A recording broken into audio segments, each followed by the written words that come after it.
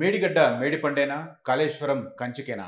ఇలాంటి వార్తలు, విశ్లేషణలు ప్రతిరోజు కనిపిస్తున్నాయి. తెలంగాణ ప్రజలను కన్‌ఫ్యూజ్ చేస్తున్నాయి. ఈ ప్రాజెక్టు మీద వెచ్చించిన నిధులన్నీ నీళ్ల పాలైనా అన్న అనుమానాలు కూడా కనిపిస్తున్నాయి. ఈ నేపథ్యంలో ఒకసారి డిస్కస్ చేద్దాం.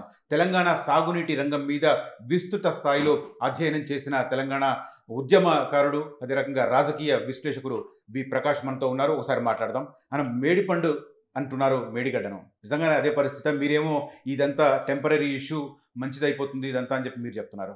వేరే మార్గం లేదు మనకి. తెలంగాణకు ప్రాణధార, జీవధార మేడిగడ్డనే.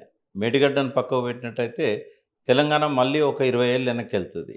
ఎట్లయితే చంద్రబాబు నాయుడు గారి పీరియడ్ నుంచి స్టార్ట్ అయిన రైతుల ఆత్మహత్యలు, అడుగంటిన భూగర్భ జలాలు, ఎండిపోయిన చెరువులు, నీరు రాని రిజర్వాయర్లు, ఎక్కడ కూడా నీరు కనిపించని ఒర్రెలు, ఇదే పరిస్థితి మళ్ళీ మనకు దాపురిస్తుంది. సో మేడిగడ్డ వల్ల లాభాలను మనం చూసాం. మేడిగడ్డ ఒక్క పంటకు లేకపోవడం వల్ల వచ్చిన నష్టాన్ని మనం చూసాం. మళ్ళీ ఆత్మహత్యల పరంపర కొనసాగుతున్నది. ఇవాళ ఎక్కడ చూసినా నీళ్లు లేవు. దీనికి కారణం ఏంటంటే మేడిగడ్డ నుంచి గత వేసవి కాలంలో లిఫ్ట్ చేయకపోవడమే కారణం. అంటే మార్చి నుంచి ఫిబ్రవరి, మార్చ్, అంతకుముందు అక్టోబర్ నుంచి కూడా లిఫ్ట్ చేయలేదు. లిఫ్ట్ చేయకపోవడం వలన ఇవాళ తెలంగాణ ఈ దుస్థితిలో ఉంది. కాబట్టి అక్టోబర్లో కుంగింది, పిల్లర్ కుంగింది. అది చిన్న సమస్య అని మీరు అంటున్నారు, కానీ అది తీర్చలేని సమస్య అని టెక్నికల్ ఎక్స్పర్ట్స్ చెప్తున్నారు. ఇప్పుడు మేడిగడ్డను కట్టడం సాధ్యమైంది కదా. 8 పియర్స్ కట్టిన వాళ్ళు, 8 బ్లాకులు కట్టిన వాళ్ళు ఒక బ్లాకును మళ్ళీ కట్టలేరా? కామన్ సెన్స్కి వచ్చాను, నేను వేరే అడగట్లేదు. మొత్తం మనం 3 బ్యారేజ్లలో కలిపి 200కు పైన పియర్స్ ఉన్నాయి. తర్వాత కనీసం ఒక 15-18 దాకా బ్లాక్స్ ఉన్నాయి. అయితే అందులో ఒక్క బ్లాక్కి ఇబ్బంది అయితే, అందులో 3 పియర్లకు ఇబ్బంది అయితే, 200 పైన పియర్స్ కట్టిన వాళ్ళు, 20 దాకా బ్లాకులు కట్టిన వాళ్ళు ఒక బ్లాకును కంప్లీట్గా డిస్మాంటిల్ చేసి మళ్ళీ కట్టలేరా? అదే సాధ్యం కాదనేది. ఎందుకంటే లోతుగా సర్వే చేయకుండా 100 మీటర్ల వరకు చేయాల్సిన జియోఫిజికల్ సర్వే చేయకుండా కేవలం 25 మీటర్లు మాత్రమే జియోఫిజికల్ సర్వే చేసి కట్టడం వల్లనే ఇవాళ సమస్య వచ్చిందంటున్నారు. కాదు, అది ఇప్పుడు ఎవరైతే ఇట్లా మాట్లాడుతున్నారో వాళ్ళు అసలు కారణం తెలుసుకోవట్లేదు. అసలు కారణం ఎప్పుడైతే తెలియదో వాళ్ళు మాట్లాడేదానికి అసలు కారణం ఏంటంటే, అక్కడ ఈ కాపర్ డ్యామ్ ఏదైతే ఉందో ఈ కాపర్ డ్యామ్ను వదిలేయడం జరిగింది. దానికి కారణాలని ఎందుకు వదిలేశారు? ఎలాంటి వల్ల కాపర్ డ్యామ్ తీసేయాలి అంటే, బ్యారేజ్ కట్టేటప్పుడు ఆ కన్స్ట్రక్షన్ ఏరియాలోకి వాటర్ రాకుండా ఈ కాపర్ డ్యామ్ కడతారు. కొంత మేరకు కట్టారు. అది మొత్తం ఈ కొన నుంచి ఆ కొన కట్టలేదు. ముందు ఇటు సైడ్ కట్టారు, తర్వాత అటు సైడ్ కట్టారు. అయితే అటు సైడ్ కట్టినప్పుడు, ఏదైతే మహారాష్ట్ర వైపు కట్టినప్పుడు ఈ 7, 8, 6, 7, 8 బ్లాక్స్ అన్నీ కూడా కాపర్ డ్యామ్ పరిధిలో ఉన్నాయి. అయితే అది తీసేయడానికి వాళ్ళకి అవకాశం రాలే. ఈ కాపర్ డ్యామ్ ఏమైందంటే జూన్ 21, 2019లో ఈ ఓపెనింగ్ అయింది. ఆ టైంలో వర్షాలు స్టార్ట్ అయినాయి, వరదలు రావడం మొదలైంది. కాబట్టి వాళ్ళు ఏమనుకున్నారు, ఈ సీజన్ పోయిన తర్వాత తీసేద్దామని అనుకున్నారు. ఎప్పుడైతే వర్షాలు తగ్గి సీజన్ వరదలు రావడం తగ్గిందో అప్పుడు చూస్తే కాపర్ డ్యామ్ అక్కడ దాదాపు 60-70% కొట్టుకుపోయింది. వరదలకు కొట్టుకుపోయింది, లేదు అది. దానివల్ల ఏమనుకున్నారంటే మిగతాది కూడా కొట్టుకుపోద్ది అనుకున్నారు. మిగతా తీసేయడానికి కూడా వాళ్ళకి ఇబ్బంది ఎందుకు వచ్చిందంటే, కోవిడ్ స్టార్ట్ అయింది. రాత్రి నరేంద్ర మోడీ గారు ఈ బంద్ డిక్లేర్ చేశాడు. దాదాపు 4 నెలల పాటు లాక్డౌన్ అనేది కొనసాగింది. ఆ టైంలో మళ్ళీ వర్షాలు స్టార్ట్ అయినాయి, మళ్ళీ వరదలు స్టార్ట్ అయినాయి. అంటే ఈ వరదల్లో కొట్టుకపోద్ది అనుకున్నారు వాళ్ళు. కొట్టుకపోలే, ఆ ముక్క మిగిలిపోయింది. మీరు ఎగ్జాక్ట్లీ పేపర్లలో చూసినా, టీవీలలో చూసినా కూడా ఈవెన్ అక్టోబర్ 21 నాడు కూడా ఆ ఫోటోలో కాపర్ డ్యామ్ అవశేషాలు కనబడతాయి మనకు. ఈ కరెక్ట్గా ఎక్కడైతే కుంగిందో అక్కడనే మన కాపర్ డ్యామ్ యొక్క అవశేషాలు ఉన్నాయి. అయితే నా అంచనా ఏంటంటే, ఆ వరద ఒత్తిడికి బాగా ఉధృతంగా వరద పైకి లేసి ఆ కాపర్ డ్యామ్ అడ్డం ఉంటుంది కాబట్టి బాగా ఫ్లో ఉన్నప్పుడు ఏమైందంటే అక్కడికి వచ్చేసరికి జంప్ అవుతుంది, అవతల దిక్కు దుంకుతుంది. అట్లా అక్కడ ఏమైందంటే పెద్ద గొయ్యి ఏర్పడ్డది. ఆ గొయ్యిలో కొన్ని 20,000 పైన ఇసుక బస్తాలు వేసినా కూడా ఆ గొయ్యి పూడలేదు. కరెక్ట్గా అక్కడ ఏంటంటే ఈ కింద వాటర్ అనేది అవతల వైపు వెళ్ళిపోయింది, ఇసుకను క్యారీ చేసింది. అక్కడ డొల్లగా మారింది. దానివల్ల జరిగింది అనేది నేను అనుకుంటున్నా. మీరు అన్నట్టు అన్ని పరీక్షలు జరిగాయి, ఏ పరీక్ష కూడా వదిలేసింది లేదు. అందులో ఎలాంటి వాళ్ళ కన్స్ట్రక్షన్ చాలా బాగుంటుంది. వాళ్ళు చేసిన ఒకే చిన్న పొరపాటు ఏంటంటే కాపర్ డ్యామ్ కొట్టుకపోయింది. ఎందుకంటే 4 వంతులు కాపర్ డ్యామ్ కొట్టుకపోయింది. ఈ ఒక వంతే మిగిలింది కదా, అది కూడా ఈ వరదలకు కొట్టుకపోద్ది అనుకున్నారు. బట్ అక్కడ షీట్ పైల్స్తో కట్టారు, అది కొంచెం స్ట్రాంగ్ ఉంది. నిర్లక్ష్యమే, నిర్లక్ష్యం. తర్వాత నిర్వహణ లోపం కూడా. ఎందుకంటే ఒక సీజన్లో అది పోనప్పుడు ఇమ్మీడియట్గా నెక్స్ట్ సీజన్ వరకు తీసేయాలి. బట్ అది అక్కడున్న O&M వాళ్ళది కూడా ఫాల్ట్ ఉంది. బట్ ఇక్కడ కేసీఆర్ తప్పట్టడానికి లేదు. ఓకే. ఎందుకంటే ఆయన రోజు పోయి ఆడ కూర్చున్నది లేదు, చూసింది లేదు ఆయన. అధికారులు దాన్ని చూడాల్సిన అవసరం ఉన్నది. నాణ్యతా లోపం అనేది లేదు అక్కడ. మేడిగడ్డలో కానీ సింగు మన పైన అన్నారం కానీ సుందిల్లా కానీ ఎంటైర్ కాళేశ్వరం నెట్వర్క్లో ఎక్కడ కూడా నాణ్యతా లోపం లేదు. కేసీఆర్ ప్రస్తావన తెచ్చింది కాబట్టి దానికి సంబంధించి 10 ఏళ్ల పాటు నింపాదిగా మెల్లిగా అన్ని చెక్ చేసుకుంటూ కట్టాల్సిన ప్రాజెక్టును పొలిటికల్ ఇంట్రెస్ట్ కోసం 3 ఏళ్లలో పూర్తి చేయడం అనేది, అంటే తొందరపాటు వల్ల ఇది ప్రమాదం జరిగింది అని చెప్పి కూడా ఒక అభిప్రాయం ఉంది. అంటే దీన్ని రివర్స్లో మనం చేద్దాం. గతంలో ప్రాజెక్టులన్నీ కూడా 3 ఏళ్లలో కట్టాల్సిన 10 ఏళ్ళు 20 ఏళ్ళు కట్టేవాళ్ళు. అప్పుడు ఫండ్స్ దానివల్ల ఏంటంటే తడిసి మోపడి అయ్యేది ఖర్చు. 60 కోట్లతో పూర్తి కావాల్సిన నాగార్జున సాగర్ 3000 కోట్లు దాటింది. శ్రీరామ్ సాగర్ కూడా అంతే. ఏదైనా కూడా అంటే ఎప్పుడు కూడా కాలయాపన అనేది, సరే కేసీఆర్ గారు ఏం చేశారంటే కాలయాపన చేసే అవకాశం ఆయనకు లేకుండే. ఎందుకు అంటే వారానికి 10 ఆత్మహత్యలు జరుగుతున్నాయి రైతులకి సాగునీరు లేక. కాబట్టి వీలైనంత సత్వరం సాగునీరు తీసుకురావాలని అప్పటికే 1 ఇయర్ కాలయాపన జరిగింది. ఎందుకు అంటే ఈ తుమ్మిడిహట్టి అనే దాని మీద టైం అంతా వేస్ట్ అయింది. ఇక 1 ఇయర్ పోయింది. ఇక మిగిలిన ఇంకో 2 ఏళ్ళ కనుక మనం గట్టకపోతే తెలంగాణ తెచ్చుకొని ఉపయోగం లేదు. రైతులు ఇట్లనే చచ్చిపోతూ ఉంటారు, ఆత్మహత్యలు కొనసాగుతూనే ఉంటాయి. అప్పటికే కోదండరాం లాంటి వాళ్ళు మొదలు పెట్టిండ్రు ఆత్మహత్యలు ఆగలేదు అని. అంటే ఈ పరిస్థితి ఏంటంటే ఆయన నెట్టేసింది ముందుకు. రెండవది తొందరగా కాలేదు ఆ ప్రాజెక్టు. గుర్తుపెట్టుకోండి, మేడిగడ్డ బ్యారేజ్ కట్టడానికి 2.5-3 సంవత్సరాల టైం తీసుకున్నారు. అంతకంటే ఎక్కువేం పట్టదు బ్యారేజ్లు కట్టడానికి. అదేం డ్యామ్ కాదు. క్యూరింగ్ అట్లాంటివి చాలా ఇంపార్టెంట్. క్యూరింగ్ అట్లాంటివి చేయకుండా చేయలేదని ఎవరు చెప్పారు? ఇప్పుడు ఎక్స్పర్ట్స్ చెప్తున్నారు. మీకు ఒకటి చెప్పాను, ఎవరికి చెప్పాను ఒక రహస్యం మీకు చెప్తా. విజిలెన్స్ కమిటీ రాజీవ్ రంజన్ చనిపోయింది ఈ మధ్యనే. ఆయన ఆధ్వర్యంలో విజిలెన్స్ కమిటీ పోయింది కదా. ఆ మేడిగడ్డ క్యూరింగ్ సంబంధించి అవన్నీ తీసుకొచ్చి టెస్ట్ చేశారు. వాళ్ళు ఉండాల్సిన నాణ్యత కంటే 24% ఎక్కువ బలంగా ఉంది. ఎవరైనా చెప్పానండి, ఎవరన్నా నేను చెప్పేది తప్పు అని చెప్పానండి. అంటే విజిలెన్స్ కమిటీ రిపోర్ట్లో మేడిగడ్డ కుంగిన తర్వాత నాణ్యతా లోపం ఏమైనా ఉందా అని పరిశీలించడానికి తీసుకొచ్చి ల్యాబ్లో టెస్ట్ చేశారు. 24% ఎక్సెస్ ఉన్నది నాణ్యత. అందరి నోళ్ళు మూతపడాలి ఈ మీ తెలుగు వెలుగు చూసిన తర్వాత. దీన్ని అధికారులను కూడా మీరు క్రాస్ చెక్ చేసుకోవచ్చు. ఇంకొకటి, కాళేశ్వరం ఆ ప్రేయస్ను త్రివేణి సంగమం అంటారు. 3 నదులు ప్రవహిస్తున్నాయని చెప్పి. అంతర్వాహిని కూడా, అంటే కింద నుంచి కూడా కొన్ని నీళ్లు వెళ్తాయి.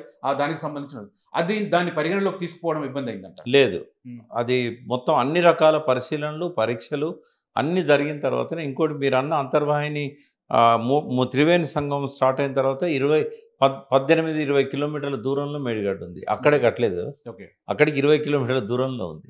కాబట్టి అన్ని పరీక్షలు చేసిన తర్వాతనే భూభౌతిక పరిశోధనలు, తర్వాత ఈ ఇంజనీరింగ్ రీసెర్చ్ ల్యాబొరేటరీస్లో మోడల్ స్టడీస్, అన్ని రకాలుగా ఎన్ని చేయాలనో అన్ని చేశారు. అవసరానికంటే ఎక్కువ చేశారనేది నేను చెప్పగలుగుతాను. అండర్ కరెంట్ ప్రవాహాలను దృష్టిలో పెట్టుకున్నారు. అండర్ కరెంట్ ఒకటి చెప్పాను మీకు, అండర్ కరెంట్ ప్రవాహము ప్రతి దగ్గర ఉంటుంది. ఇక్కడనే కాదు, నది అన్నప్పుడు డెఫినెట్గా అండర్ కింద ఒక అంతర్వాహిని అనేది నదిలో ఉంటుంది. ఎందుకు అంటే భూమి పైన ఎట్లయితే నదులు ఉంటాయో భూగర్భంలో కూడా అట్లాగే నెరలు బాసి ఏళ్ల కొద్దీ, అంటే billions of years millions of years నుంచి ఎర్త్లో క్రాక్స్ వచ్చేసి భూకంపాల వల్ల కావచ్చు, రకరకాల కారణాల వల్ల లోపల నదులు ఏర్పడతాయి. కాబట్టి అంతర్వాహిని అన్ని నదులలో ఉంటుంది. ఇంకోటి, ఇప్పుడు సీకెంట్ పైల్స్ సిస్టమ్ పెట్టిందే ఈ అంతర్వాహిని లాంటి భూగర్భ జలాలు ఏవైతే ఉన్నాయో ఆ ఇసుక చాలా లోతున ఉంది కాబట్టి ఈ సీకెంట్ పైల్స్ సిస్టమ్ పెట్టారు. ఇది ఇప్పుడు మీరు ఎప్పుడైనా బాంబే పోయినట్టయితే సముద్రంలోనే ఒక వంతెన కట్టారు, మీరు చూశారు కదా. ఈ సముద్రంలో వంతెనకు ఇది వాడతారు, ఈ సీకెంట్ పైల్ సిస్టమ్. అంటే అట్టడుగు దాకా చాలా కొన్ని వందల ఫీట్ల లోపల దాకా ఈ బోర్వెల్స్ లాంటి స్ట్రక్చర్స్ వేసి అందులో ఈ ఫిట్ చేస్తారు ఇవి సీకెంట్ పైల్స్. కాబట్టి ఎట్టి పరిస్థితుల్లో లీక్ అవడానికి అవకాశమే లేదు. అది సీకెంట్ పైల్స్ అంటున్నారు. Secant piles and sheet piles. ఆ పైల్స్ వాటి మధ్య ఆ కెమికల్ తో ఒక క్యాప్ క్లియర్ చేయలేదు, దాన్ని అసలు వాడలేదు అంటున్నారు. బెంటోనైట్ కెమికల్ వాడాలి, వాటికి సంబంధించిన ప్రూఫ్స్ వాటర్ ప్రూఫ్ తయారు చేయాలి. తద్వారానే ఈ లీకేజీలు ఉండవు. అది చేయకపోవడం వల్లనే లీకేజీలు.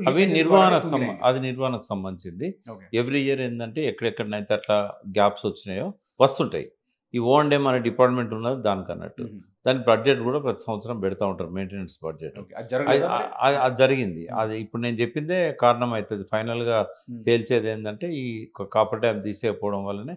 అయితే అది తెలిసి కూడా డిపార్ట్మెంట్ కానీ రేవంత్ రెడ్డి గారి ప్రభుత్వం కానీ ఎందుకు బయట పెట్టలేదంటే కేసీఆర్ గారిని తప్పట్టే అవకాశం ఉండదు. అది ఒకవేళ బయట పెడితే పార్లమెంట్, దురదృష్టం ఏంటంటే పార్లమెంట్ ఎన్నికలు రావడంతో మేడిగడ్డ ఇష్యూ అనేది ఫోర్ ఫ్రంట్లో బాగా చర్చనీయాంశమైంది. అయితే కేసీఆర్ కూడా ఒక తప్పు చేశారు.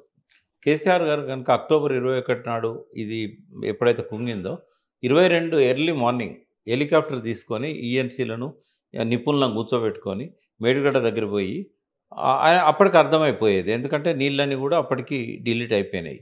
అయితే ఆ ప్రాబ్లం ఆయనకు అర్థమైన తర్వాత అదే రోజు సాయంత్రం ప్రెస్ మీట్ పెట్టి మేడిగడ్డకు వచ్చిన నష్టమేం లేదు, అది కేవలం చిన్న ప్రాబ్లం వల్ల, మెయింటెనెన్స్ ప్రాబ్లం వల్ల ఈ పరిస్థితి వచ్చింది. రేపటి నుంచే రిపేర్లు మొదలు పెడుతున్నాం, డిపార్ట్మెంట్లో ఎంక్వైరీ కూడా మేము ఆర్డర్ ఇస్తున్నాం అని చెప్పి ఒక మాట కనుక ఆయన చెప్పుంటే, అంటే ఎలక్షన్ కోడ్ ఏమన్నా ఆయనను ఆపిందా అనేది నాకు తెలియదు. ఎందుకంటే ఎలక్షన్ కోడ్ వచ్చాక కలెక్టర్స్ కానీ ఎస్పీలు కానీ టోటల్ పోతాయి. అక్టోబర్ 21 కోడ్ ఉంది అప్పుడు. కోడ్ ఉంది కాబట్టి ఏమన్నా ఆపిందా నాకు తెలియదు. అది కేసీఆర్ గారే చెప్పాలి ఎందుకు ఆ రోజు ఆయన స్పందించలేదు అనేది. అయితే అది బాధ్యతా రాహిత్యం అని మాత్రం నేను చెప్పగలుగుతాను. ఎందుకు అనంటే ఒక నీటిపారుదల శాఖ మంత్రిగా కేసీఆర్ ఉన్నారు, ముఖ్యమంత్రిగా ఉన్నారు. ఆయన పెట్ ప్రాజెక్టు ప్రజల్లో ఒక గందరగోళానికి దారితీసే ఒక సంఘటన జరిగినప్పుడు అది కనీస బాధ్యత. ఆ బాధ్యతను ఆయన నిర్వహించకపోయినందుకు ఆయన మూల్యం చెల్లించుకున్నాడు. ఆయన ఓటమిలో ఎన్నికల కోడ్ ఉన్నప్పటికీ కూడా ఇంటీరియం సీఎంగా ఉన్నాడు. ఇవన్నీ ఎమర్జెన్సీ కదా ఇవన్నీ, కాబట్టి ఆయన చేయాల్సి ఉండే. సరే, ఆయన దాని మీద వివరణ కూడా ఇవ్వలేదు, తను ఎందుకు పోలేదు అనేది చెప్పలేదు, తను దాన్ని అసలు పట్టించుకోలేదు. అంటే కనీసము ఆయన ప్రసంగాలలో కూడా పట్టించుకోలేదు. నేను I'm the only person from the government side, అప్పటికి నేను చైర్మన్గా ఉన్నా, నేను ఇది జరిగినాడు అమెరికాలో ఉన్నా. వెంటనే ఒక కాళేశ్వరం నుంచి ఒక రైతు ఫోన్ చేశాడు నాకు, సార్ ఏం సార్ మేడిగడ్డకి ఇట్లా అయిందంటే, ఎప్పుడైంది, అప్పటికి ఇంకా రాత్రిపూట నేను ఇంకా పేపర్ చూడలేదు, ఇట్లా అయింది సార్ అన్నాడు. అక్టోబర్ 21 నాడే ఫోన్ చేశాడు ఆయన నాకు. చేస్తే నేను ఇమ్మీడియట్గా ఏఎన్సీ గారికి వాళ్ళకు చెప్పాను, అవును సార్ జరిగింది, అది ఏందో మేము పరిశీలిస్తున్నాం అని చెప్పారు వాళ్ళు. తర్వాత నేను 9 రోజులకు ఇండియాకు వచ్చిన తర్వాత నేను ఒక యూట్యూబ్ ఛానల్కు ఇంటర్వ్యూ ఇచ్చేదాకా ప్రభుత్వం సైడ్ నుంచి ఒక్కరూ స్పందించలేదు. ఈఎన్సీలు స్పందించలేదు, మినిస్టర్ స్పందించలేదు, ముఖ్యమంత్రి స్పందించలేదు, ఆ జిల్లా మంత్రి స్పందించలేదు, ఎవరు స్పందించలేదు. దానివల్ల తీరని నష్టం జరిగింది. నిజంగా యాదృచ్ఛికమా లేకపోతే చెప్పుకోవడానికి ఏమీ లేదు, డిఫెండ్ చేసుకోవడానికి ఏమి లేక స్పందించలేదంటారా? అది వాళ్ళే చెప్పాలి జవాబు. అది బాధ్యతారాహిత్యం అని మాత్రం నేను చెప్పగలుగుతా. ఆనాటి ప్రభుత్వం యొక్క బాధ్యతారాహిత్యం. ఆ ప్రభుత్వంలో నేను ఉన్నాను కాబట్టి చైర్మన్గా, అది కూడా వాటర్ రిసోర్సెస్కి, నాకు కాళేశ్వరానికి ఏం సంబంధం లేదు, నా కార్పొరేషన్కు కాళేశ్వరానికి సంబంధం లేదు. అయినా కూడా నేను బాధ్యత వహించి అదేం జరగలేదు, అనవసరంగా మీరు ఇష్టం వచ్చినట్టుగా మాట్లాడుతున్నారని ఆ రోజు నేను పరుష పదాలు కూడా వాడాను. పాషం యాదగిరి గారి మీద, కోదండరామ్ గారి మీద, ఇట్లాంటి ఆకునూరు మురళి మీద చాలా పరుష పదాలతో నేను మాట్లాడాను. ఆ తర్వాత నేను రియలైజ్ అయినా అంత వాళ్ళ మీద అట్లా నేను మాట్లాడాల్సింది కాదు అని. బట్ ఏది ఏమైనా కూడా ప్రభుత్వం స్పందించలేదు. ఆ తర్వాత మెల్లగా హరీష్ రావు గారు ఇంకా కొంతమంది నేను మాట్లాడిన తర్వాత కొద్ది రోజులకు వాళ్ళు మాట్లాడారు. కానీ నాకు జరగాల్సిన నష్టం అప్పటికే జరిగిపోయింది, ఓటర్స్ మైండ్లలో ఫిక్స్ అయిపోయింది. ప్రాజెక్టు కట్టడంలో ఎలాంటి లోపం లేదని మీరు అంటున్నారు. ఇప్పటికి కూడా చెప్తున్నాను. ఇప్పుడు స్టడీ చేస్తున్న వారు ఏదైతే ఉన్నారో గ్రౌండ్ లెవెల్లో, అటు జాతీయ సంస్థ కావచ్చు, ఇటు లోకల్ ఇరిగేషన్ డిపార్ట్మెంట్ కావచ్చు, వాళ్ళు ఒకటే చెప్తున్నారు, జిఎస్ఏ సర్వేలు కానీ ఎలాంటి సర్వే రికార్డులు అందుబాటులో లేదు, దీనికి రిపేర్కి సంబంధించి కూడా మేమేం చేయలేకపోతున్నామని చెప్పి రోజు కథనాలు వస్తున్నాయి. అంటే వీళ్ళు ఎలక్షన్స్ దాకా ఇష్టం వచ్చినట్టుగా ఇచ్చారు. ఎందుకంటే దురదృష్టవశాత్తు ఈడీ సిబిఐ కాకుండా కేంద్ర ప్రభుత్వంలోని ప్రతి సంస్థ మీద మోడీ, అమిత్ షా గారి పట్టుంది.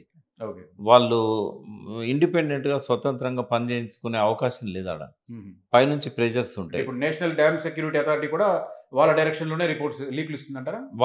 వాళ్ళ కంట్రోల్లో లేని ఒక్క సంస్థ పేరు కూడా మీరు చెప్పలేరు. భారతదేశంలో మోడీ డిక్టేటర్షిప్ కింద, నేనైతే ఆయన డిక్టేటర్ అంట, మోడీ గారి డిక్టేటర్షిప్ కింద వాళ్ళు చెప్పినట్టుగా రాయని ఒక్క సంస్థ కూడా లేదు. ఏమన్నా కొద్దిగా అప్పుడప్పుడు ఇండిపెండెంట్గా వ్యవహరిస్తున్నది సుప్రీంకోర్టు మాత్రమే.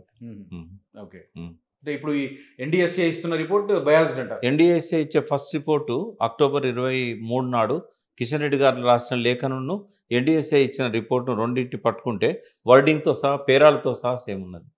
కిషన్ రెడ్డి గారు లేఖ రాశారు, ఆ లేఖను వాళ్ళు సేమ్ యాజిటీస్గా రిపోర్ట్లో పెట్టారు, వాళ్ళు చూడకుండానే. ఎన్డీఎస్ఏ ఎంత బాధ్యతారహితంగా ఉందంటే, ఇప్పుడు పార్లమెంట్లో బిల్లు పెట్టి నేషనల్ డ్యామ్ సేఫ్టీ అథారిటీ అనేది ఏర్పాటు చేసినాడు, టీఆర్ఎస్ కూడా బలపరిచింది. డ్యామ్స్ అన్నీ కూడా శిథిలమైపోయినాయి. స్వాతంత్రం వచ్చిన తర్వాత మొదలైన డ్యాములు కానీ, అంతకు పూర్వం కట్టినవి కానీ రాష్ట్ర ప్రభుత్వాలు పట్టించుకోవడం లేదు. ఇప్పటి నుంచి కేంద్ర ప్రభుత్వం అనేదే బాధ్యత అని చెప్పి వాళ్ళు అందులో రాశారు ఆ యాక్ట్లో. ఇది అక్టోబర్ 21, 2021 అంటే 2021లో ఈ చట్టం వచ్చింది. మిడ్ అంటే జూన్ జూలై ఆ ప్రాంతంలో. అయితే ఒక్కనాడన్నా ఈ ఎన్డీఎస్ఏ వాళ్ళు కాళేశ్వరానికి వచ్చి పరిశీలించిందా? లేదు కదా. వాళ్ళ బాధ్యత లేదా? వాళ్ళు వచ్చి చూడాలి కదా. ఎన్డీఎస్ఏ సంగతి పక్కన పెడదాం. ఒకటి. ఇప్పుడు రెండవది లేఖ రాసిన తర్వాత కిషన్ రెడ్డి గారు 24, 25కి వచ్చిండ్రు. వచ్చేదో వాళ్ళు కొంత ప్రభుత్వం మీద మాకు అడిగిన రిపోర్ట్లు ఇవ్వలేదు అది ఇది అని అన్నారు. సార్ అన్ని రిపోర్ట్లు పంపిళ్ళు, ఒక రెండో మూడో తక్కువ ఉండే. అయితే ఆ రిపోర్ట్లు వాళ్ళకి అందకముందే అంత హార్ష్గా ఎన్నికలకు ముందు, అసెంబ్లీ ఎన్నికలకు ముందు వాళ్ళు ఎందుకు రిపోర్ట్ ఇవ్వాల్సి వచ్చింది? ఇప్పటికీ భారతదేశంలో చాలా డ్యామ్స్ కుంగిన తర్వాత ఈ రోజు వరకు రిపోర్ట్లు ఇవ్వలేదు. 3 ఏళ్ళు 2 ఏళ్ళ నుంచి ఉన్నాయి. అంటే ఏంటంటే అసెంబ్లీ ఎలక్షన్లు వచ్చినాయి. కేసీఆర్ను భ్రష్టు పట్టించాలి, టీఆర్ఎస్ను పాలన అంతం చేయాలి. అటు బీజేపీకి ఆ ఇంట్రెస్ట్ ఉంది, ఇటు కాంగ్రెస్కి ఇంట్రెస్ట్ ఉంది. ఇది రాజకీయ కక్షలో బలైంది మేడిగడ్డ. నిజంగానే కనుక కేసీఆర్ గారు ఆ రోజు దాని రిపేర్లు స్టార్ట్ చేసి ఉంటే పార్లమెంట్ ఎలక్షన్లు నాటికి మళ్ళీ మేడిగడ్డ రివైవ్ అయ్యి ఉండేది. ఇప్పుడు ఈ సీజన్కి ఉపయోగపడేది. వాళ్ళు కూడా చేయలేదు. చూసినా మీరు అసెంబ్లీ ఎలక్షన్లు జరిగి రేవంత్ రెడ్డి ముఖ్యమంత్రి అయిన తర్వాత వెంటనే రిపేర్లు ఎందుకు చేపట్టలేదు? ఎంక్వైరీ దారి ఎంక్వైరీ ఇది. ఇప్పుడు సపోజ్ ఏదైనా ప్రమాదం జరిగి బిల్డింగ్ కూలిపోయింది అనుకోండి, అయితే ఇప్పుడు ఎంక్వైరీ అయిపోయేదాకా మేము శవాలను బయటికి తీయము, పిల్లర్స్ని తొలగించామని చెప్తారా? కానీ అందుకే అంటే అవైలబుల్ ఫైల్స్ ఏవి లేకుండా చేశారనేది కదా. ఫైల్స్ కూడా ఈవెన్ మాయం చేశారనేది అలిగేషన్ కూడా ఉంది. లేదు, ఏ ఫైల్ మాయం కాలేదు. జిఎస్ఐ ఫైల్స్ లేవని, ఏ ఫైల్స్ మాయం కాలేదు. మన వీళ్ళ దగ్గర మాయం అయితే జిఎస్ఐ దగ్గర ఉంటాయి కదా. ఓకే, ఇప్పుడు ఒక ఫైల్ మీకు పంపించారంటే సోర్స్ దగ్గరనైతే ఫైల్ ఉంటుంది. నిజంగా సర్వే జరుగుతుంటాయి. అంటే ఇక్కడ ఎట్లుంది, మనం పేపర్లలో టీవీలలో వచ్చే వార్తలు ఎట్లున్నాయంటే ఎద్దెగిరింది, గద్దెగిరిందంటే ఎద్దెగిరింది అంటారు. అంటే అభూత కల్పనలు, అవాస్తవాలు, సెన్సేషన్. సో ఇప్పుడు వస్తున్న మీడియా కథనాలన్నీ నిజం కాదంటారా? మీడియా కథనాల్లో చాలా వరకు నిజం కాదు, కాళేశ్వరం మీద పర్టికులర్గా. ఎందుకు వాళ్ళు మీడియా ఇంట్రెస్ట్ ఏముండదు ఆడ, మీడియాలో మాట్లాడే వాళ్ళ కథనాలు తప్పు. మీడియా ఇంట్రెస్ట్ ఏముంటుంది, కాకపోతే కొద్దిగా సెన్సేషన్ చేయాలనుకుంటారు. ఇక్కడ 3 అంశాలు. ఒకటి ఎన్డీఎస్ఏ, మీరు బయాస్డ్ అంటున్నారు. Local irrigation department, so state government direction అనొచ్చు. కానీ పీసీ ఘోష్ కూడా విచారణ జరుపుతున్నారు. ఆయన కూడా కొన్ని కామెంట్స్ చేశారు. ఈవెన్ డిజైన్లు కూడా రకరకాల ఇష్యూస్ చెప్తున్నారు అని. ఆయనకు అందలేదు కదా ఇంకా రిపోర్ట్స్ అని, ఇప్పుడే అందుతున్నాయి కదా. ఆయన ఏం నెగిటివ్ కామెంట్స్ చేయలేదు. ఆయన ఏవేవి కావాలనో ఆయన వాళ్ళ నుంచి తెప్పించుకుంటారు. ఆయనను కలిసిన ఎల్ఎన్టీ ప్రతినిధి మేము ముందే హెచ్చరించిన కేసీఆర్ మెయింటెనెన్స్ విషయంలో పట్టించుకోలేదు అని చెప్పాడు అని కూడా మన కథనాలు. కేసీఆర్ కాదు కదా, అక్కడ O&M ఈఎన్సీ గారు ఉంటారు. వాళ్ళకి ఏమన్నా వాళ్ళు చెప్పారేమో, వాళ్ళు ఏమన్నా చేశారేమో మనకు తెలియదు. అంటే ప్రతి విషయం కేసీఆర్ దగ్గర రాదు కదా. ఒకసారి ఆ బ్యారేజ్ ఆపరేషన్లోకి వచ్చిన తర్వాత ఏమన్నా పెద్ద ప్రమాదాలు ఉంటేనే సీఎం దాకా తీసుకుపోతారు. బట్ మిగతా ఆయన కూడా వాళ్ళ లెవెల్లో వాళ్ళు చేసుకుంటారు. సరే, ఇవాళ ఎన్ని వాళ్ళు కారణాలు చెప్పినా బాధ్యత వాళ్ళది కదా. బాధ్యత వాళ్ళది, బలయ్యేది వాళ్ళే. ఎలా? అధికారులే బలవుతారు. ఇప్పుడు నిర్లక్ష్యం ఉందనుకోండి, నిర్లక్ష్యానికి మోరల్గా ముఖ్యమంత్రి బాధ్యుడవుతాడు, కానీ లీగల్గా ముఖ్యమంత్రి బాధ్యుడు కాదు. లీగల్గా ఎవరంటే దాని మీద ఉన్న అధికారి బాధ్యుడవుతాడు. అది. సో అంతే తెలివిగా కేసీఆర్ ఓరల్ కమ్యూనికేషన్ చేసి ఓరల్ ఆర్డర్స్ ఇచ్చి. కేసీఆర్ ఎంత కమిట్మెంట్ ఉన్నాడంటే వాటర్ విషయంలో ఏదైనా ప్రమాదం జరుగుతుంది అనుకుంటే ఆయన వెంటనే రియాక్ట్ అయ్యేవాడు. కానీ అది ఆయన నోటీసులో లేకపోవచ్చు, లేదా దానికి ప్రియారిటీ రాకపోవచ్చు. అంత ప్రమాదభూయిష్టంగా ఉందని వీళ్ళు చెప్పకపోవచ్చు. ఎవరు అనుకోలేదు మేడిగడ్డ. మీరు కేసీఆర్ తోను బీఆర్ఎస్ తో అసోసియేట్ అయ్యారు కాబట్టి మీరు అట్లా చెప్పొచ్చు. కానీ ఎన్డీఎస్ఏ చెప్తుంది 1 year ముందే మేము లీకేజీలకు సంబంధించి వార్నింగ్ ఇచ్చాం, ప్రభుత్వం పట్టించుకోలేదు అని చెప్తున్నారు. మీరు ఎందుకు ఆడ ఎన్డీఎస్ఏ ఎందుకు? వాళ్ళతో కాదు కదా. ఎన్డీఎస్ఏ ఉన్నదే రాష్ట్రాలు పట్టించుకోవట్లేదు అనేది. మీరు యాక్ట్ తీసుకొని చదవండి. చాలా రాష్ట్రాల్లో, మహారాష్ట్ర పర్టికులర్గా 500 డ్యాములు అన్ని వాళ్ళ చేతిలోకి వెళ్ళిపోయినాయి డ్యామ్స్ అన్ని. ఎన్డీఎస్ఏ పరిధిలోనే ఉంటాయి డ్యామ్స్. వాళ్ళు ఇక్కడ వాళ్ళ వింగ్ కూడా పెట్టుకున్నారు, స్టేట్ డ్యామ్ సేఫ్టీ అథారిటీ. వాళ్ళు నిద్రపోయినలా ఇలా కేసీఆర్ కంటే ఎక్కువ బాధ్యులు వాళ్ళే అవుతారు. అంతిమంగా ఎన్డీఎస్ఏ బాధ్యత కాబోతుంది. బాధ్యత మోరల్గా తీసుకోవాలి వాళ్ళు. ఎందుకంటే డ్యామ్ ఒక్కసారి యాక్ట్ అమల్లోకి వచ్చిన తర్వాత, రాష్ట్రపతి సంతకం అయిన తర్వాత నీది కదా బాధ్యత. Dam safety authority, national dam safety authority first బాధ్యత నీది, తర్వాతనే ముఖ్యమంత్రి.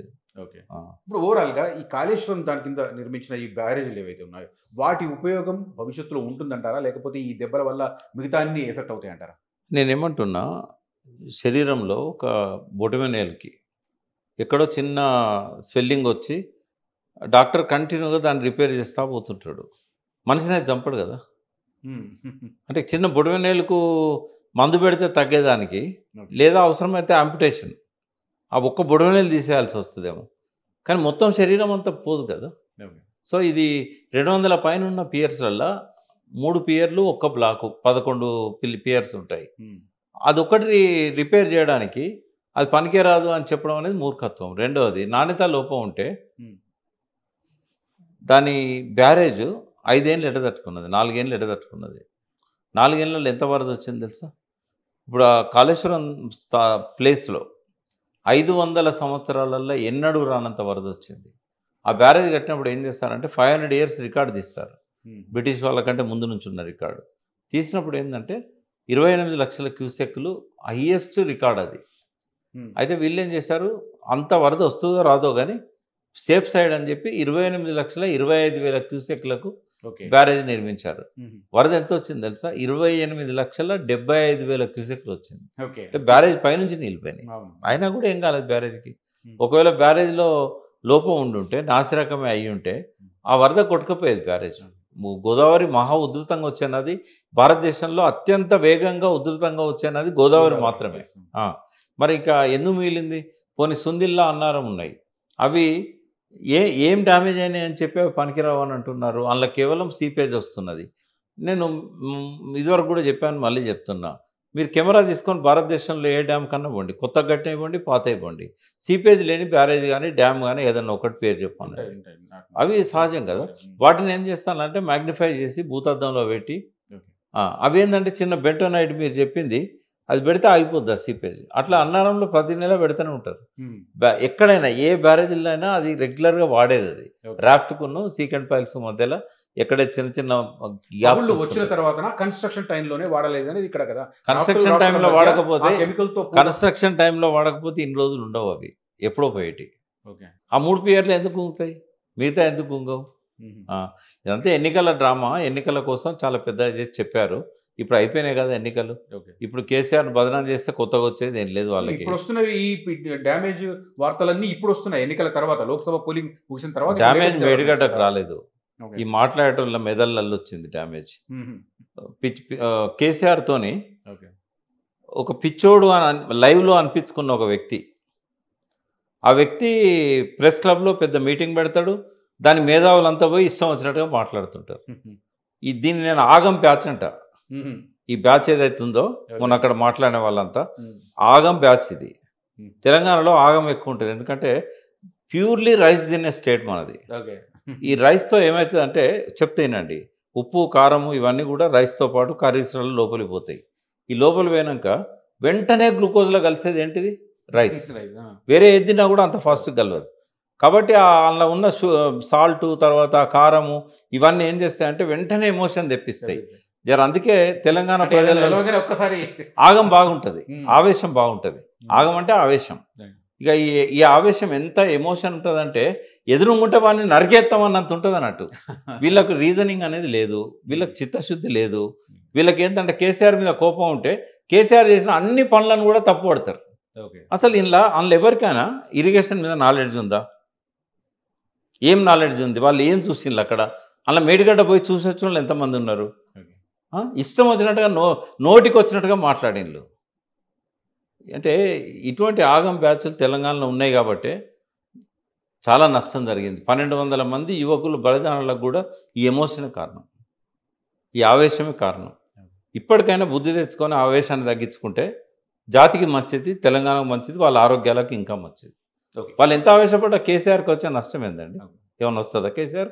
వీళ్ళు ఎంత తిట్టినా కూడా కేసీఆర్కి ఏమన్నా ఇప్పుడు కొత్తగా అధికారం పోయేది ఉంటుందా? తిట్టి అధికారం లేకుండా ఎందుకు చేస్తున్నారంటారు మరి ఇదంతా? ఏది ఎందుకు ఈ ప్రపగండ ఎందుకు కొనసాగుతుంది? మొత్తం అసెంబ్లీ ఎలక్షన్స్ అయిపోయింది, లోక్సభ ఎలక్షన్స్ అయిపోయినాయి, ఎందుకు ఇంకా ప్రపగండ కొనసాగుతుంది? ఆగమని చెప్పినా కదా నేను. ఒకటి ఉత్త పనికి మాలిన ఆవేశం. జాతి నిర్మాణం కోసం పనిచేయడానికి ఎన్నడూ ముందుకు రారు. కేసీఆర్ మమ్మల్ని పక్కకు పెట్టిండు, మేము ఉద్యమకారులం అంటే ఇప్పుడు నాకు అనిపిస్తున్నది, మొన్న ఈ ప్రెస్ క్లబ్లో జరిగిన మీటింగ్ చూసిన తర్వాత కేసీఆర్ కరెక్ట్ అనిపిస్తున్నది. ఈ ఆగం బ్యాచ్ను పక్క పెట్టడమే ఆయన తీసుకున్న కరెక్ట్ నిర్ణయం అనిపిస్తుంది. లేకపోతే గవర్నమెంట్ను కూడా ఆగం చేసేటోళ్ళు వీళ్ళు. ఇప్పుడు మేడిగడ్డ ఇవి ఉపయోగపడవు కాబట్టి మళ్ళీ ప్రాణహిత రివైవ్ చేయాలన్న ఆలోచన కూడా చేస్తున్నారు. మీ అబ్జర్వేషన్ ఏంటి? ఒక 4-5 దశాబ్దాలుగా తెలంగాణ ఇరిగేషన్ మీద స్టడీ చేసింది, అసలు అర్థం చేసుకోలేదు వీళ్ళు తుమ్మిడట్టు ఏందనేది. అర్థం చేసుకోకుండా తుమ్మిడట్టు కట్టకుండా కాళేశ్వరానికి పోయింది కేవలం డబ్బు కోసమే అని చెప్పి. ఒకటి చెప్పనా రాజశేఖర గారు, అవినీతి అనేది ఎట్లా కలిసిపోయిందంటే పాలు నీళ్ళలాగా కలిసిపోయింది. యవంతరంగా దాన్ని సపరేట్ చేయడం అనేది మళ్ళీ హంసలు పుట్టుకు రావాలి కదా. అంతే. అయితే ఈ అంశాలు ఎవరు లేరు కదా తెలంగాణలో.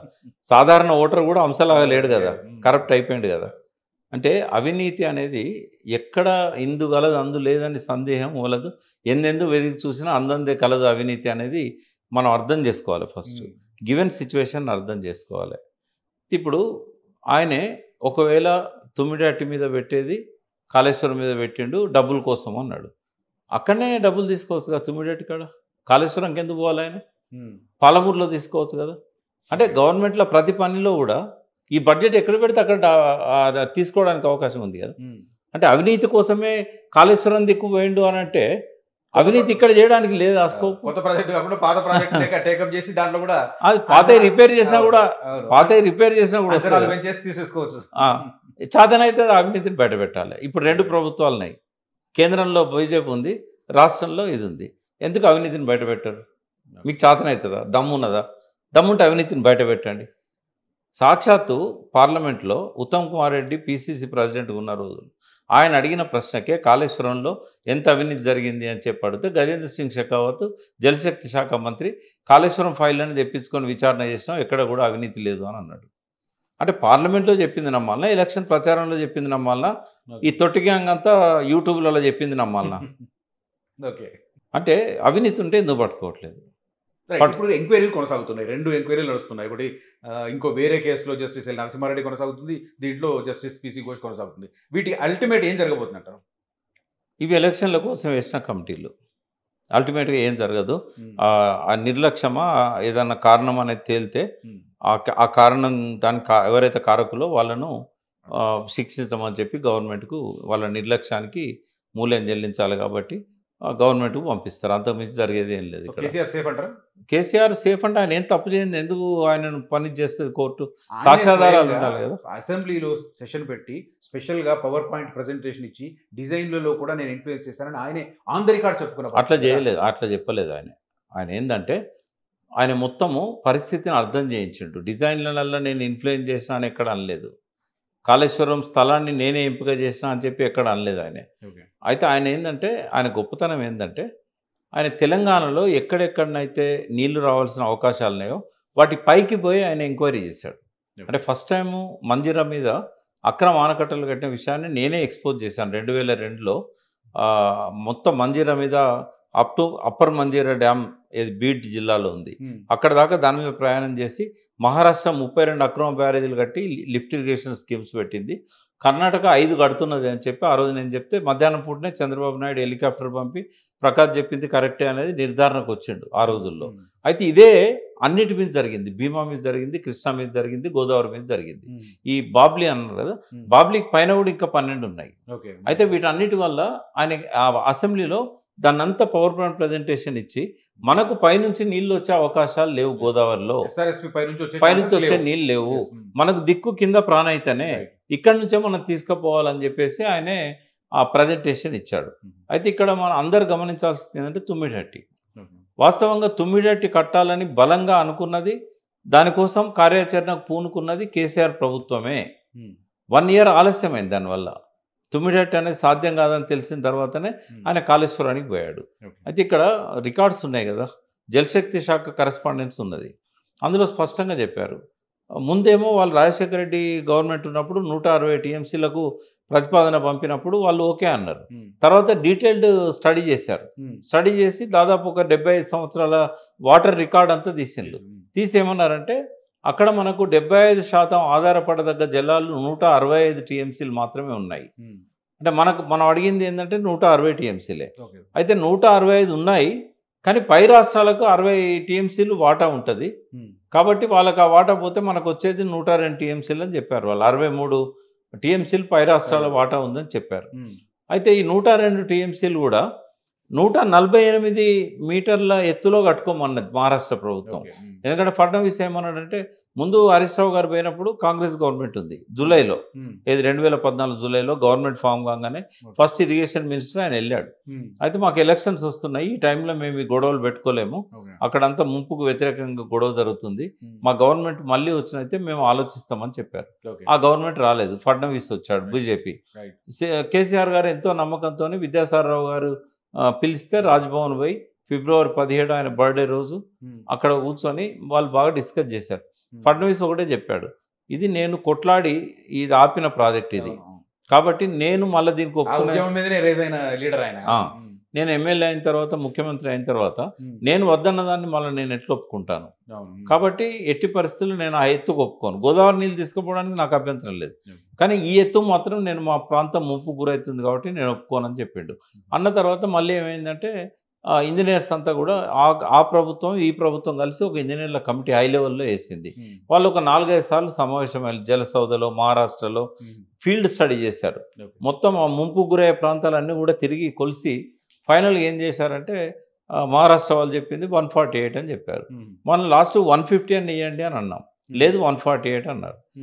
అక్కడ ఓన్లీ రైతులను ఒప్పించడం కాదు సమస్య, ఫడ్నవీస్ ప్రభుత్వమే సిద్ధంగా లేదు. రైతులకు కంపెన్సేషన్ 1000 ఇచ్చే కాడ 10,000 ఇవ్వచ్చు, కానీ అది సమస్య డబ్బుది కాదు, రైతులది కాదు, ఫడ్నవీస్. దాంతో 148 ఎత్తులో కడితే మనకి ఏం జరుగుతుందంటే, ఇది వీళ్ళకి అర్థం కావాలి, ఈ మొన్నటి తొట్టి గ్యాంగ్కి ఏమర్థం కావాలంటే, ఈ 148 మీటర్ల ఎత్తులో స్టోరేజీ 1.8 TMC ఉంటుంది. ఒకవేళ 152 అయితే 5.6 TMC ఉంటుంది. అయితే అందులో వచ్చిన వాటర్ని వచ్చినట్టు మనం లిఫ్ట్ చేసుకోవాలి. ఒకవేళ కనుక ఆ వాటర్ 1.6 ఉన్నదనుకోండి, 1.8 TMC ఉందనుకోండి, ఆ లిఫ్ట్ చేసేదానికి పరిమితులు ఉంటాయి. ఎందుకంటే వచ్చిన వాటర్ని అంతా వచ్చినట్టు లిఫ్ట్ చేయలేము మనం. వరద ఎప్పుడు కేవలం వర్షాకాలంలో వరద వస్తుంది, వరద వచ్చినట్టు వెళ్ళిపోతూ ఉంటుంది. వెళ్ళిపోయే వాటర్ నుంచి మనం తీసుకోవాలి, దాని స్టోరేజ్ లేదు కదా. లేనప్పుడు ఏమైందంటే లాస్ట్కు మనం మిగిలేదు 44 TMC. అంటే కొంచెం ఎక్కువనే ఉంటాయి, బట్ 30 TMCలు వరద జలాలు వదిలేయాలి, ఎన్విరాన్మెంటల్ ఫ్లోస్ అంటారు. అది లేకపోతే వాళ్ళు పర్మిషన్ ఇయ్యరు. అంటే 30%, 75% ఆధారపడదగ్గ జలాల్లో 30% నీళ్లు పర్యావరణ జలాలు, ఎన్విరాన్మెంటల్ ఫ్లోస్, అవి వదిలేయాలి. లాస్ట్ మిగిలేదు 44 TMC. ఎక్కడ పెట్టుకోవాలి ఆ 44 TMC తీసుకొచ్చి? కేవలము రాజశేఖర రెడ్డి ఏదైతే ప్రపోజ్ చేసిండో 16,40,000 ఎకరాల కొత్త ఆయకట్టు, దానికి కూడా 44 TMCలు ఏ మూలకు చాలవు. కేసీఆర్ గారు వచ్చినాక ఏం చేశారు, పాత ఇరిగేషన్ ప్రాజెక్టులు ఏవైతే ఉన్నాయో వాటికి నీళ్ళు రావట్లేదు. నిజాం సాగర్ కానీ, శ్రీరామ్ సాగర్ కానీ, అప్పర్ మానేర్ కానీ, సింగూరు కూడా నీళ్ళు రావట్లేదు. కాబట్టి పైన బ్యారేజీలు కట్టింది కాబట్టి ఆయన పవర్ పాయింట్ ప్రజెంటేషన్లో అదే విషయం చెప్పాడు. పైనుంచి నీళ్ళు వచ్చే అవకాశం లేదు కాబట్టి మనం కాళేశ్వరం దగ్గర పోవాల్సి వచ్చింది. తుమ్మిడిహట్టి అనేది సాధ్యమైతే లేదు. ఇది ఒక కారణము, స్టోరేజ్ లేకపోవడం, మనకు నీళ్లు తక్కువ రావడము. ఇంకో కారణం ఏంటంటే, చాప్రాల్ వన్యమృగ సంరక్షణ కేంద్రము డైరెక్ట్ వేణుగంగ నదిని ఆనుకొని ఉన్నది. ఇటు సైడ్ ప్రాణహితను ఆనుకొని ఉంటుంది, అటు సైడ్ వేణుగంగను ఆనుకొని ఉంటుంది. అంటే వార్దా నది ఒక పక్క నుంచి వస్తుంది, వేణుగంగ ఇంకో పక్క నుంచి వస్తుంది. ఆడ వి షేప్ ఉంటుంది, అక్కడ నుంచి ఒకటే నదిగా కిందికి పోతుంది ప్రాణహిత లాగా. అయితే వి షేప్లో బ్యారేజ్ కట్టడం అనేది దాన్ని స్క్యూ పద్ధతి అంటారు, SKEW టెక్నికల్. ఇది సాధ్యం కాదు, ఇండియాలో కట్టలేదు, వరల్డ్లో ఎక్కడ కట్టలేదు స్క్యూ పద్ధతిలో. బ్యారేజీలు ఎప్పుడు నదికి అడ్డంగా ఉంటాయి. అయితే కిందికి వచ్చినాక ఈ రెండు కలిసి ఫామ్ అయిన తర్వాత కడదామని చెప్పి ముందు ప్లాన్ చేశారు. అయితే చాప్రాల్ వన్యమృగ సంక్షూర్ ఏదైతే ఉందో అది ఆనుకొని ఉంది కాబట్టి సబ్మర్జ్ అవుతుంది, మేము ఏమని చెప్పేశారు వాళ్ళు. సెకండ్ ఏంటంటే, ఇప్పుడు ఆ వి షేప్ వచ్చే దగ్గర అటుపక్కన సంరక్షణ లేదు, శాంక్చురీ లేదు. అక్కడ కనుక బ్యారేజ్ వి షేప్లో కడితే ఈ బ్యారేజ్ కట్టడానికి కావాల్సిన రాతి కట్ట, మట్టి కట్ట, దీనికోసం చాలా ల్యాండ్ అక్వైర్ చేయాలి. రెండవది అక్కడ బేస్ క్యాంప్ ఏర్పాటు కావాలి, కన్స్ట్రక్షన్ యాక్టివిటీ జరగాలి. ఇదంతా జరగాలంటే మళ్ళీ ఒక 500 నుంచి 1000 ఎకరాలు వన్యమృగ సంరక్షణ కేంద్రంలోనే వాళ్ళు ఉండాలి. ఎందుకంటే అటు సైడ్ సబ్మర్జెన్స్ అవుతుంది, ఇటు సైడ్ ఏమో మధ్యలో ప్రాణహిత నది అడ్డం ఉన్నది, దొరకవు, ఎట్టి పరిస్థితి దొరకవు. అయితే కేసీఆర్కి ఏంటంటే, ఒకవేళ అనుమతులు దొరికినా కూడా 4-5 ఏళ్ళలో దొరుకుతాయి. కాబట్టి మనము రైతుల ప్రాణాలు కాపాడాలంటే మొట్టమొదటి నీళ్ళు ఇవ్వాలి. అందుకే ఆయన ఏం చేశాడు, కొత్త ఆయకట్టు అనేది డెవలప్ అవ్వడానికి టైం పడుతుంది, ముందు స్టెబిలైజేషన్ చేద్దామని చెప్పి 18,75,000 ఎకరాలకు స్టెబిలైజేషన్ పెట్టాడు ఆయన. ఇది రాజశేఖర రెడ్డి దానిలో లేదు. అప్పుడు ఓన్లీ 18,25,000 ఎకరాలకే ఉండే. అది దీన్ని పెట్టి ఏం చేసిందంటే, మల్లన్న సాగర్ ఇట్లాంటి స్టోరేజెస్ క్రియేట్ చేసి, చాలామంది అంటుంటారు ఏమనంటే 18 లక్షల ఎకరాలే కదా కొత్త ఆయకట్టు, అదివరకు 16,40,000 ఉండే, కేసీఆర్ ఇంకొక 2 లక్షల ఎకరాలు పెంచిండు, దానికోసం 141 TMC అవసరమా అని చెప్తారు. అంటే వీళ్ళకు తెలంగాణ పట్ల అవగాహన కానీ చిత్తశుద్ధి కానీ లేదు. కేసీఆర్ ఎందుకు పెద్ద స్టోరేజెస్ పెట్టిండు? కేవలం కాళేశ్వరం ఆయకట్టు కోసమే పెట్టలేదు అది. ఇప్పుడు ఈ సింగూరు దగ్గర నుంచి గోదావరి బేసిన్లో ఎన్ని రిజర్వాయర్స్ ఉన్నాయో అన్నిటిని నింపుకోవడానికి పెట్టిండు. గోదావరి బేసిన్లో ఉన్న 15,000కు పైన చెరువులను నింపడానికి పెట్టాడు. గోదావరి బేసిన్లో ఉన్న వందలాది వాగులను నింపడానికి పెట్టాడు. 1800 చెక్ డ్యామ్లలో గోదావరి బేసిన్లోనే 1000కి పైన చెక్ డ్యామ్స్ ఉన్నాయి. ఆ చెక్ డ్యామ్స్ నింపడానికి పెట్టాడు. అది అర్థం కాక వీళ్ళు చాలా రకాలుగా ఆయన అపఖ్యాతి పాలు చేయడానికి ఇప్పుడు నేను ఆయన గురించి మాట్లాడుతున్నా కదా, అది ఆయన గురించి కాదు మాట్లాడేది, కాళేశ్వరం గురించి మాట్లాడుతున్నా. కానీ ఇక ట్యాగ్ లైన్ కింద మీకు కామెంట్స్ 100 వస్తాయి. ఎందుకంటే ఆగం బ్యాచ్ ఉన్నది కదా, ఇష్టం వచ్చినట్టు తిడుతుంటారు మిమ్మల్ని నన్ను ఇద్దరిని కూడా. వాళ్ళకి అదే పని. వాళ్ళకైతే అసలు మెడ మీద తలకాయ అయిందో లేదో కూడా అర్థం కాదు ఈ కామెంట్స్ పెట్టేళ్ళకు. అంటే ఏమన్నా అవగాహన చేసుకొని మాట్లాడాలి. ఇంకోటి ఏంటంటే ఏ విషయమైనా అర్థం కాకుండా మాట్లాడుతుంటారు. ఇరిగేషన్లో అర్థం చేసుకోవాలంటే కొన్ని వందల గంటలు వాళ్ళు ఇంజనీర్స్ దగ్గర కూర్చొని నేర్చుకోవాలి. వీళ్ళంతా ఎవరు ఇంజనీర్లు కాదుగా మాట్లాడేది. ఇవాళ పేపర్ చదివి హెడ్లైన్ చదివి 4 లైన్లు చదివిస్తే మొత్తం అర్థమైపోయింది అనుకుంటారు, చాలా అర్థమైపోతుంది అనుకుంటారు. ఇది జటిలమైన సబ్జెక్టు. అసలు మీకు మొత్తం మీరు ఈ 50 ఏళ్ళ చరిత్రలో ఇరిగేషన్ మీద ఆర్టికల్స్ రాసిన పొలిటీషియన్స్ను డబుల్ డిజిట్ నంబర్లో చూడలేరు మీరు. 7-8 మంది కంటే ఎక్కువ లేరు, అంటే నాన్ ఇంజనీర్స్. మరి ఇంత జటిలమైన సబ్జెక్టు మీద అలవోకగా ఇష్టం వచ్చినట్టు ప్రెస్ మీట్లు పెట్టి ఆవేశంతో తారాస్థాయికి పోయి తిట్టడం ఏంది అసలు? దీన్ని ఆగం బ్యాచ్ కావాలంటే ఇప్పుడు ఈ రిపేర్స్ కంప్లీట్ చేస్తే కేసీఆర్ ఆ రోజు అనుకున్న ఆయకట్టుకు అదే రకంగా ఆ రోజు అనుకున్న లక్ష్యాలన్నిటికీ నెరవేరుతుంటారా? ఆయన స్వప్నం ఏంటంటే 1,35,00,000 ఎకరాలకు మొత్తం ఇరిగేషన్ ప్రాజెక్టుల ద్వారా నీళ్ళు ఇవ్వాలనేది. దీన్ని ఇంకో రకంగా కూడా మన ఆగం బ్యాచ్ ఏముంటుందంటే 1,35,00,000 ఎకరాలకు ప్రాజెక్టులు కట్టాలంటే 100 కోట్లు 1000 కోట్లు అవినీతి పాల్పడే అవకాశం ఉంటుంది కాబట్టి కేసీఆర్ అంటుండు అని. అంటే ఈ బ్యాచ్ అంతా ఏం చేస్తుంది అంటే సూర్యుని చూపెడితే వేలును చూస్తుంది.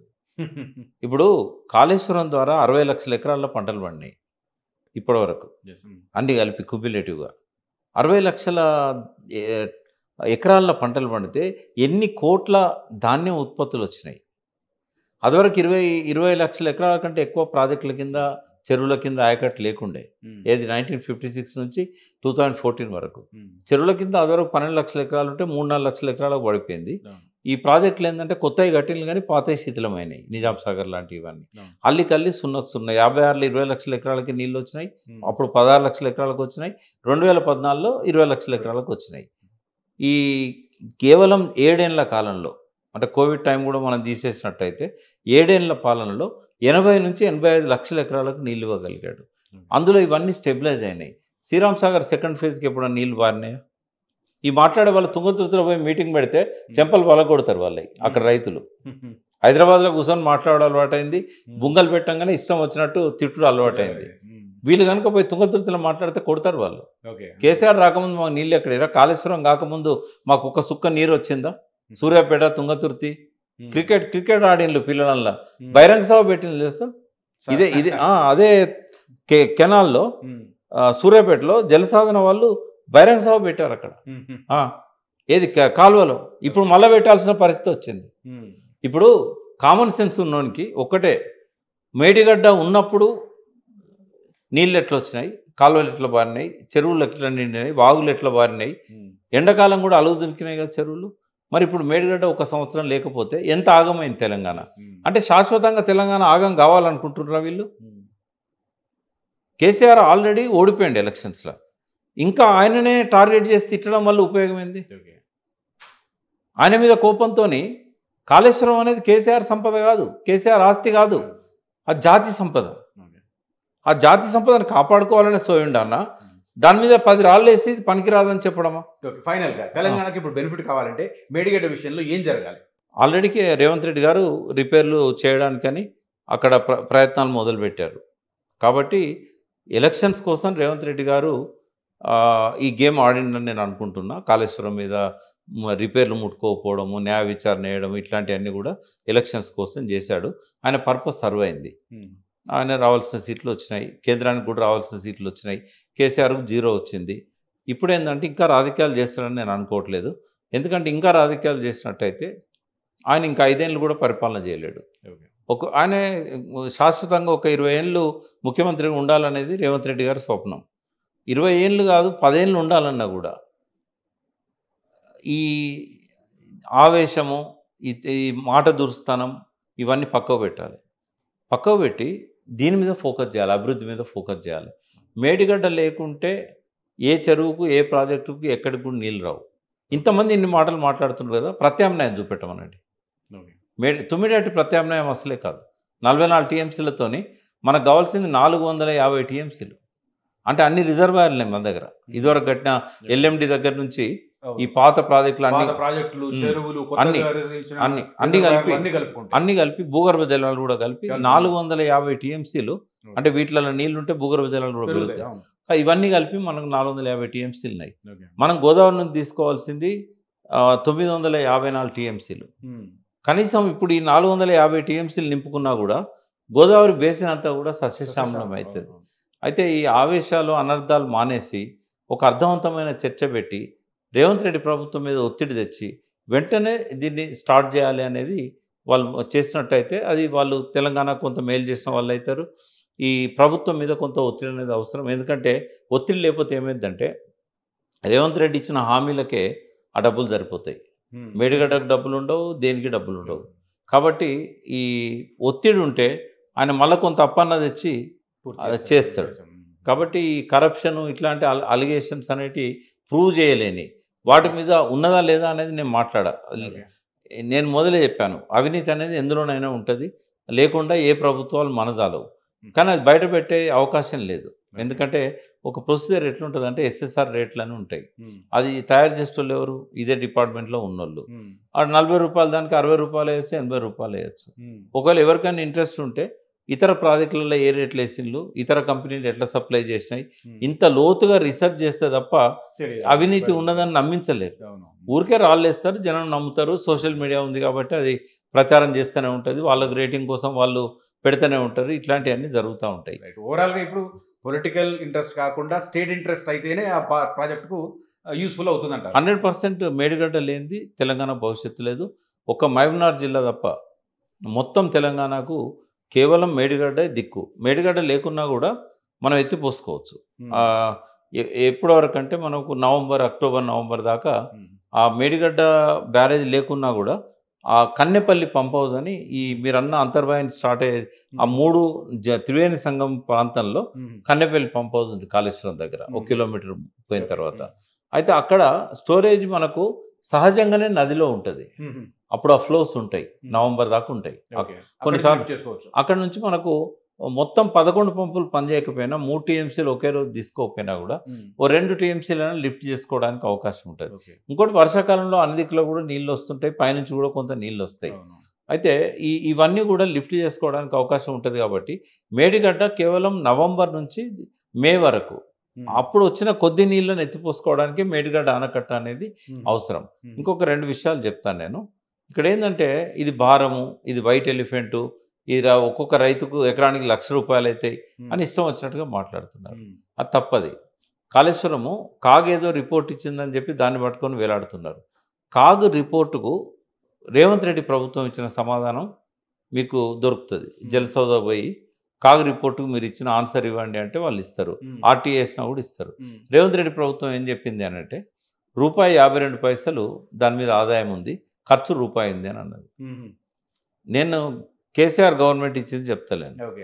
రేవంత్ రెడ్డి ముఖ్యమంత్రి అయిన తర్వాత కాగ్కి ఇచ్చిన సమాధానం ఖర్చు కంటే ఎక్కువే ఉంది ఆదాయం ఒకటి. రెండోది ఏంటంటే ఖర్చు కాగ్ ఎందుకు ఎక్కువ చూపెట్టింది? ఇప్పుడు దాని మీద పెట్టింది 93,000 కోట్లు అప్పటిదాకా. కానీ రాజకీయ అవసరాల కోసం రేవంత్ రెడ్డి 1,00,000 కోట్లు అన్నాడు, రాహుల్ గాంధీ కూడా 1,00,000 కోట్లు ఖర్చు అయింది, అదంతా కూడా కేసీఆర్ ఇంటికి పోయింది అన్నాడు. మరి దాని మీద కేసీఆర్ కుటుంబం 1,00,000 కోట్ల అవినీతి చేసినట్టయితే మరి 203 కిలోమీటర్ల టన్నెల్ కానీ, 21 పంప్ హౌజులు కానీ, 22 లిఫ్ట్లు కానీ, 1800 కిలోమీటర్ల నీటి ప్రవాహాలు కానీ, ఈ 3 బ్యారేజీలు కానీ, 2 అండర్ గ్రౌండ్ బ్యారేజీలు కానీ, 22 సబ్స్టేషన్స్ కానీ, అంటే ఇవన్నీ ఎక్కడి నుంచి వచ్చినాయి? మొత్తం దాని మీద పెట్టిన ప్రతి పైసా కేసీఆర్ తినడం అనుకుందాం. 1,00,000 కోట్లు అన్నారు కదా. నిజానికి రేవంత్ రెడ్డి ముఖ్యమంత్రి ప్రమాణ స్వీకారం చేసే నాటికి 90,000 కోట్లు కూడా ఖర్చు కాలేదు ఆ ప్రాజెక్టు మీద. 1,00,000 కోట్లను చూపెట్టారు. నమ్మించడానికి ఏం చేస్తారంటే రాజశేఖర రెడ్డి 38,000 పెడితే ఈయన 80,000 కోట్లు పెట్టిండు అని అంటారు. అంటే అందులో 80,000 కోట్లలో ఏం కాంపోనెంట్స్ ఉన్నాయి, 38,000 కోట్లలో ఏం కాంపోనెంట్స్ ఉన్నాయి? అది రైతులకు అర్థం కాదు. రైతులకు ఎట్లా అర్థమవుతుంది? రాజశేఖర రెడ్డి 38,000 కోట్లు చేస్తే ఈయన 80,000 కోట్లు చేసిండట అంటారు. ఒకటేమో జనరల్ కాస్ట్ పెరుగుతూ ఉంటుంది. రెండవది ఏంటంటే 80,000 కోట్లల్లో 36 లక్షల ఎకరాల ఆయకట్టుకు నీళ్ళు ఇచ్చే ప్రతిపాదన ఉంది. రాజశేఖర రెడ్డి దానిలో ఓన్లీ 16 లక్షల ఎకరాలకే, అంటే 20 లక్షల ఎకరాలు పెరిగింది కదా. తర్వాత ఈ 3 బ్యారేజీలు పెరిగినాయి కదా, 3 పంప్ హౌజులు పెరిగినాయి కదా. అప్పటికిప్పటికి 15 సంవత్సరాలలో గడిచినాయి, అన్ని ధరలు కూడా పెరిగిన పరిస్థితి. ధరలే కాదు, ఆయకట్టు ఇవన్నీ ఇప్పుడు స్టోరేజెస్ 14 టీఎంసీల నుంచి 141 టీఎంసీలు, అంటే 10 టైమ్స్ పెరిగింది కదా. మలన సాగర్ 1 టీఎంసీ ఉండే, 50 టీఎంసీలు పెంచిండు కదా. అంటే ఏదైనా కూడా అర్థం చేసుకోకుండా ఊరికే పైన మాట్లాడితే జనానికి ఏంటంటే మేము తెలంగాణ మీద సోయి తెప్పించగలిగినాం, కానీ నీటి మీద సోయి తెప్పించలేకపోయినాం. ఎంతవరకు తెప్పించినాం? జలసాధన ఉద్యమాలు ఇట్లాంటివన్నీ మేము పెట్టి తెలంగాణకు నీళ్ళు అవసరం, పక్కన కృష్ణమ్మ ఉన్నా కూడా మాకు ఫలితం లేకుండా పోయింది, తలాపున గోదావరి ఉన్నా కూడా మా చేనులు దడుస్తలేవు, అంతవరకు చెప్పగలిగినాం తప్ప ఈ నీళ్ళ గురించి ఇన్డెప్త్గా లిఫ్ట్లు అనేవి అర్థం చేసుకుంటే అర్థమవుతుంది రైతులకు. బట్ ఇది ఎవరు కూడా అంత జటిలంగా ఉన్న సబ్జెక్ట్ కాబట్టి డెప్త్ పోయి ఎవరు ఆలోచించరు. కాబట్టి జనాన్ని ఫూల్స్ చేయడం ఈజీ, కానీ ఈ మేధావులు ఫూల్స్ అవడం అనేది విషాదం తెలంగాణకు. ఈ మేధావులను ఎవరైతే చెప్పుకుంటున్నారో ఈ నీటిపారుదల మీద మీటింగులు పెట్టేటోళ్ళు, వీళ్ళు కూడా ఫూల్స్ కావడం అనేది విషాదం తెలంగాణకు. కనీసం మీ వీడియో చూస్తేనే వాళ్ళ లోపల జ్ఞానోదయం కావాలని నేను కోరుకుంటున్నా. తిట్టనే ఇప్పుడు బహిరంగంగా మళ్ళీ 4 వీడియోలు నా మీద తిడతారు. నేనేమి ఎలక్షన్లో పోటీ చేసేది లేదు, ప్రజలను ఓట్లు అడిగేది లేదు. ఈ మేధావులు వచ్చి నాకు వ్యతిరేకంగా ప్రచారం చేయాల్సిన అవసరం కూడా వాళ్ళకి నేను ఇయ్యను. అయితే ఇది తెలంగాణ దుస్థితి. బట్ ఒక్కటి మాత్రం క్లియర్ ఏంటంటే మేడిగడ్డ లేనిది తెలంగాణ భవిష్యత్తు లేదు. ఎప్పటికైనా మేడిగడ్డ నిర్మించాల్సిందే. రేవంత్ రెడ్డి గారికి కూడా తెలుసు, ఆయన తప్పకుండా అది కడతాడనే ఒక నమ్మకం అయితే నా లోపల ఉన్నది. ఈ విచారణ కమిషన్ల దారి విచారణ కమిషన్లది, అందులో కేసీఆర్ గారిని ఫిక్స్ చేయడానికి ఏ రకమైన ఆధారాలు లేవు. రేపు ఫోన్ ట్యాపింగ్ మీద విచారణ కమిషన్ వేసినా కూడా కేసీఆర్ మీద ఫిక్స్ చేయడానికి ఏదీ లేదు. అది అడ్వకేట్గా నేను చెప్పగలుగుతున్నా. ఇంకోటి కూడా మీ ద్వారా నేను క్లియర్ చేస్తున్నా, నేను ఏ పార్టీలో ఇప్పుడు నాకు సభ్యత్వం లేదు, ఏ పార్టీ నాయకుని కాదు. కేవలం తెలంగాణ అవసరాల కోసం, తెలంగాణ ప్రయోజనాల గురించి మాట్లాడే వ్యక్తినే తప్ప నాకు టీఆర్ఎస్తో అనుబంధం అనేది చాలా కాలం క్రితమే 2008లో నేను రాజీనామా చేసిన తర్వాత పార్టీలో ఏ బాధ్యతల్లో నేను లేను. నామినల్గా ఉండేది, అంతేగాని ఏది లేదు. ఎలక్షన్ ఇచ్చినా కూడా నేను గవర్నమెంట్లో ఉన్నా కానీ నేను పార్టీ ఏ ఫోరంలలో కూడా నేను పార్టీని డిఫెండ్ చేస్తూ పార్టీ విషయాలలో నేను కొంచెం దూరంగా ఉన్నా. అనలిస్ట్గానే నేను కొనసాగుతున్నా. కాబట్టి ఆయన మీద ఏదో పక్షపాతంతో, ఇంకా వాస్తవంగా చెప్పాలంటే ఈ లాస్ట్ 6 monthsలో కేసీఆర్ గారి లోపాల మీద నేను మాట్లాడినట్టు ఎవరు మాట్లాడలేదు. నేను ఎందుకంటే మన బాధ్యత తెలంగాణ సమాజాన్ని చైతన్యవంతం చేయాల్సిన బాధ్యత ఉంది కాబట్టి ఈ మాత్రమైనా నేను మీడియాకు వచ్చి మాట్లాడుతున్నా. కానీ వీళ్ళకి ఏ బాధ్యత ఉందని చెప్పి ఇట్లా దుమ్మెత్తిపోస్తున్నారు, ఆవేశంతో అనర్థాలకు కారణమవుతున్నారు. జనాన్ని చైతన్యవంతులను చేయాలి, వాళ్ళు తెలివికల్ల వాళ్ళే. కానీ ఆ తెలివి అంతా కూడా ఏంటంటే ప్రాపర్ ఛానల్లో వాళ్ళు ఉపయోగించుకోవట్లేదు. దానివల్లనే ఈ సమస్యలన్నీ వస్తున్నాయి. ఎప్పుడైతే ప్రజల లోపల ప్రశ్నించే గొంతుకు ఆ చైతన్యం లేకపోతే అది అడ్డదారిపోతుంది. ఇవన్నీ ప్రశ్నించే గొంతులే. ఈ గొంతులు సరైన దారి పట్టాలని నేను కోరుకుంటున్నాను. అసలైన తొలి వెలుగు. ఫాలో వాట్సాప్ @తొలి వెలుగు official.